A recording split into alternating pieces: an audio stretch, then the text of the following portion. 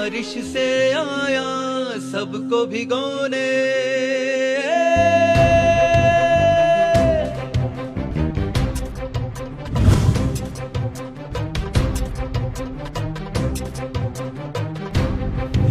अनादिकाल से इस जीव ने जीव को नहीं पहचाना, जीव के प्रति श्रद्धा नहीं हुई। जीव ये जो देह मिला है जड़, उसमें सुख ढूंढ रहा है। अभी भी हम सुख जड़ में ढूंढ रहे हैं, और जड़ में सुख है नहीं। सुख भीतर है, शक्ति भीतर है, आनंद भीतर है, ज्ञान भीतर है, दर्शन भीतर है। हम बाहर ढूंढ रहे हैं। ये अनादिकाल का मिथ्यात्व है। इसको तोड़ना होगा, इसको जाना होगा, समझना होगा। जीव जीव है, जड़ जड़ है। जड़ कभी जीव नहीं हुआ, जीव कभी जड़ नहीं हो सकता। दोनों के गुण धर्म भिन्न हैं। अच्छी तरह से भेद ज्ञान को समझ लीजिए, भेद रेखा खींच दीजिए। उठते बैठते चलते कुछ भी करो, ये भेद बना रहे।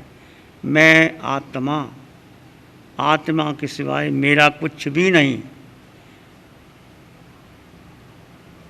जिस देह को महत्व देते हैं, इंद्रियों को महत्व देते हैं, मन को महत्व देते हैं, बुद्धि को महत्व देते हैं, और उसको महत्व दे करके वहाँ सुख ढूंढ रहे हैं। सुख है नहीं, मिथ्या सुख है, तुच्छ सुख है। इंद्रियों का सुख, मन का सुख तुच्छ है। उसके पीछे पूरा जीवन लगा दिया। आप देखिए, विचार कीजिए, चिंतन कीजिए। जब आप स्वयं में स्थित होते हैं तो कितना गहरा वो सुख बढ़ता चला जाता है। निर्विचार निर्विकल्प अवस्था के बाद शून्य घटता है, और शून्य के बाद शुक्ल ध्यान की धारा शुरू होती है। इसको बनाए रखना है, इस पर श्रद्धा रखना है, इसको गहरे से समझना है। सुबह उठते ही जब आप ध्यान में बैठो या कुछ भी करो, रात्रि का प्रतिक्रमण आवश्यक है। एक प्रतिक्रमण हम पाठ पढ़ के कर लेते हैं, उसका इतना महत्व नहीं। व्यवहारिक प्रतिक्रमण है। एक प्रतिक्रमण स्वयं का प्रतिक्रमण, जड़ और जीव को भिन्न कर के फिर प्रतिक्रमण करो। जीव की साक्षी में जड़ ने क्या किया? जड़ ने जड़ को विश्राम दिया। कितनी देर विश्राम दिया? कितने घंटे विश्राम में मूर्छा में चले गए, उसको सुख मान करके चले गए। जड़ ने जो जो चाहा उसको देते रहे। 24 घंटे में भूख लगी तो भोजन दिया, प्यास लगी तो पानी दिया, जड़ को विश्राम करने के लिए वो दिया। मन के मुताबिक जो मन ने चाहा वो किया, और मूर्छा में करवट बदलते हुए विवेक नहीं रहा, उसमें हिंसा हुई। प्रतिक्रमण करने के बाद स्वयं में स्थित होकर के स्वयं का निरीक्षण करो। निरीक्षीर विवेक ये तुम्हारा अपना है और किसी का नहीं। इसको आपने स्वयं समझना है। ये साधना सिद्धत्व की है। ये साधना अनादिकाल के मिथ्यात्व को तोड़ करके अरिहंत और सिद्ध पद प्राप्त करने की है। ये साधना केवली भगवंतों की है। सभी तीर्थंकर भगवंतों ने इस आत्मा के मार्ग से, आत्मा को साक्षी मान करके, आत्मा में स्थिर होकर के, देह की उपेक्षा करके, देह को अपना नाम मान करके आगे बढ़े हैं। और आप भी सभी इसके आगे बढ़ सकते हैं। देखिए हम कहाँ कहाँ अपने को भूल रहे हैं।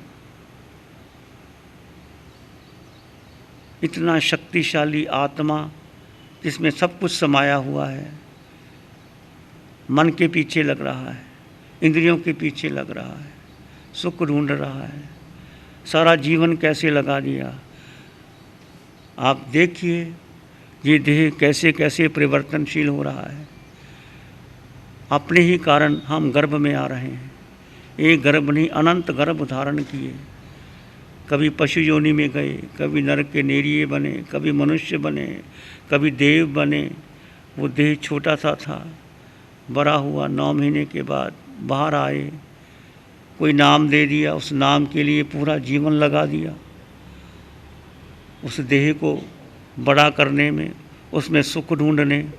और परिवार के लोगों ने भी उसकी पुष्टि की, तुम यही हो, ये तुम्हारा परिवार है, ये तुम्हारा कुल है, लिंग है, पद है, नाम है, संबंध है, रिश्ते नाते हैं। हम चाहे कितने भी धार्मिक हैं, कितने अनुष्ठान कर रहे हैं, जो जिस कुल में पैदा होता है उस कुल को महत्व देता है, उस जाति को महत्व देता है। इसमें कुछ नहीं। अपने को जानो और अपने को समझो। पिंड जड़ है और जीव जीव है, दोनों अलग अलग है। जब किसी को देखो तो हम क्या देखते हैं? उसके शरीर को नहीं देखना, उसके रंग को, उसके रूप को, उसकी विद्वता को, उसकी ऊंचाई को, उसकी लंबाई को, उसकी सुंदरता को, उसकी आवाज़ कैसी है, उसकी आंखें कैसी हैं, उसकी कमर कैसी है, वो पुरुष है, स्त्री है, विद्वान है, मेरे अनुकूल है, प्रतिकूल है, मेरा संबंधी है, नहीं। देखिए, चाहे कोई भी है, चाहे हम पुरुष हैं, स्त्री हैं, साधु हैं, साध्वी हैं, 4 तीर्थ में हैं, हम पिंड को पिंड मान रहे हैं क्या? पिंड में भी उसको, पिंड की सुंदरता को देख रहे हैं, शरीर को देख रहे हैं, आकार को देख रहे हैं, आकार के भीतर आत्मा को नहीं अनुभव कर रहे। देखो, आप सभी देखो, जब आपके सामने कोई आकार आता है तो क्या आकार में निराकार दिखाई देता है? और पिंड पिंड दिखाई दे, जीव जीव दिखाई दे। ऐसा भेद, जब तक ये भेद नहीं होगा, यात्रा आगे नहीं बढ़ेगी। बहुत गहरा ज्ञान है, केवलियों का मार्ग है, राजमार्ग है, हठ का मार्ग नहीं है। हठ से कुछ नहीं, अलग करके उसकी देह की उपेक्षा करो और आत्मा के प्रति अटल श्रद्धा रखो। मैं आत्मा, मेरे पास मेरे अलावा अन्य कुछ भी नहीं है, मुझे कुछ भी नहीं चाहिए। एक पुद्गल भी मुझे, पुद्गल क्या है? कुछ, पुद्गल का अर्थ, ये देह पुद्गल से बना हुआ है। चाहे तुम्हारा शरीर कितना बड़ा है, छोटा है, 50 किलो का है, 80 किलो का है, 25 किलो का है, सारे पुद्गल हैं। इसमें पुद्गल का अर्थ है जिसका जन्म होता है, जो बड़ा होता है, जिसका जन्म है, बचपन है, प्रौढ़ अवस्था है, बुढ़ापा है, जन्म है, मरण है, गलना है, सड़ना है, विध्वंस होना है। वो मरेगा, जलेगा, निष्ठ जलेगा, वो पुद्गल है सारा। संसार जो कुछ भी आपको दिखाई देता है, आकार, जो आकार है वो पुद्गल है। हमने पुद्गल को महत्व दिया, आकार को महत्व दिया, ये मिथ्यात्व है। साधना आकार की नहीं, निराकार की साधना करनी है। निराकार यानी आत्मा, आकार यानी ये देह। देह चाहे पुरुष का है, स्त्री का है, देव का है, पशु का है, किसी का है, उस जो देह मिली उस देह को अपना माना। बोलो, माना कि नहीं माना? सबने माना, आगे भी मानते रहोगे। विचार करो, चिंतन करो। जब तक ये देह को देह मानते रहोगे, उसमें सुख ढूंढते रहोगे, उसके साथ राग द्वेष करते रहोगे, उसको उससे मित्र बनाओगे। कोई देह प्यारा लगता है, कोई देह अच्छा नहीं लगता, किसी से राग, किसी से द्वेष, किसी से मोह, किसी की आवाज़ अच्छी लगती है वो अपना बन जाता है, किसी की आवाज़ अच्छी नहीं लगती उसको बुरा मान लेते हैं। ये सारे संबंध राग द्वेष आकार से शुरू होता है, पुद्गल से शुरू होता है। और वाणी कह रही है पुद्गल तुम्हारा नहीं है, पुद्गल नष्ट होने वाला है। जन्म हुआ, बड़े हुए, प्रौढ़ हुए, बुढ़ापा आया या बुढ़ापा आएगा या नहीं आएगा, एक दिन ये परिवार के लोग ही, घर के लोग ही इसको लांबू लगा देंगे और अपना संसार बचा लेंगे। अनंत काल में अनंत पुद्गल परिवर्तन हमने कर लिए, तृप्ति नहीं आई, कितना भोजन खा लिया, कितना पानी पी लिया इसको समझो। एक आत्मा, बस आत्मा के सिवाय कुछ दिखाई ना दे। कोई आकार तुम्हारे सामने आए उसमें निराकार देखो। और जब वंदन भी करो किसी को तो उसमें निराकार को वंदन करो। तुम जब वंदन लेने भी लगो किसी को तो उसके आकार में निराकार को देखो। महत्व निराकार का है, आकार का नहीं। ये मन भी पुद्गल है, ये इंद्रियां भी पुद्गल है, ये विचार भी पुद्गल है, ये कपड़े पहने ये भी पुद्गल है, ये सोना चांदी पहना ये भी पुद्गल है, तुम्हारा मकान घर गृहस्थ वो भी पुद्गल है, गाड़ी बंगला पुद्गल है, ये भी पुद्गल है, शरीर भी पुद्गल है, फर्श भी सब पुद्गल है। जो जो दिखाई देता है पुद्गल है। और पुद्गल का स्वभाव पुद्गल का अर्थ क्या है? गलना, पुद्गल, गलना, सड़ना, विध्वंस होना, नष्ट हो जाना। बार बार शब्द पुद्गल आएगा। जीव और पुद्गल ये जैन दर्शन के परिभाषिक शब्द हैं। पुद्गल और सारा संसार पुद्गल से रचा है। बार बार जन्म होता है। पुद्गल धन माँ के गर्भ में जब आत्मा प्रवेश करती है एक अणु के रूप में, कैसे गर्भ 9 महीने बढ़ जाता है, फिर बड़ा हो जाता है, बाहर आ जाता है, फिर कैसे वो बच्चा छोटा सा देखता है सबको, बोलता नहीं, कुछ नहीं कर सकता, उसको नाम दिया जाता है, उसको बार बार फीड किया जाता है, वो वैसे फीड हो जाता है। जो भाषा घर में बोले उसको वही भाषा आ जाती है। यदि उसको शुरू में ही भेद बताया जाए कि शरीर और आत्मा का भेद बच्चे को बता दिया जाए, ये शिविर बहुत ज़रूरी है, हर के लिए ज़रूरी है, माता पिता के लिए, घर के परिवार के लिए, ये जो बच्चे हैं उनके लिए, जो प्रौढ़ हैं उनके लिए, जो युवा हैं उनके लिए, जो वृद्ध हो गए हैं, जिनकी उम्र 70 के पार हो गई है, उनके लिए भी ज़रूरी है। जितना समय बीत गया पुद्गलों में बीत गया, अब तो वो आत्मा की बात करें, आत्मा का चिंतन करें, पर हो नहीं पाता। हम कई लोग आते हैं पूछते हैं भाई शिविर नहीं किया, महाराज बैठा ही नहीं जाता, मन ही नहीं लगता, रह ही नहीं सकते, खाए बिना नहीं रह सकते, बैठे बिना नहीं रह सकते, बोले बिना नहीं रह सकते, ऐसी आदतें बन गई हैं, उसको ऐसा ढाल लिया है, इसमें सुख मान रहे हैं।